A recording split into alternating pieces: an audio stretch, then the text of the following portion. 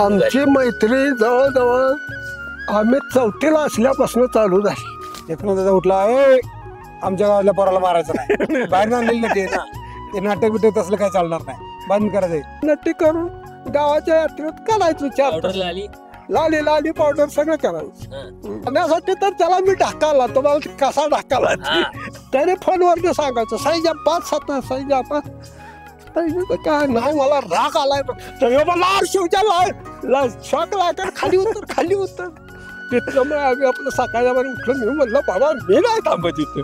पण गोडगोड पाणी पावसाचं गाणं चतकोर भाकरी सुनील कुलकर्णी इथं होते आम्हाला घाशरम कोतवालमध्ये काम करायचे. त्यांनी आम्हाला एक शिस्त लावली. त्या काळात एक अभिनय साधना नावाचं पुस्तक हातात मिळालं.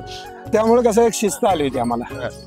खालची आळी वरची आळी मध्ये पडलेली कायमची फळी अशा कवितेनं विद्रोहानं त्या म्हणजे बऱ्याच वेळेला काय होतं काहीच मित्र आयुष्यात टिकतात त्याचं कारण त्यानं मला कधी मोठा समजला नाही मी त्याला कधी छोटा समजला नाही आणि ते बॉन्डिंग आमचं कायमच राहिलंय. शिवजीचं एकच वाक्य कायम लेखा चांगलं राहायचं मुंबईला नीट वागायचं.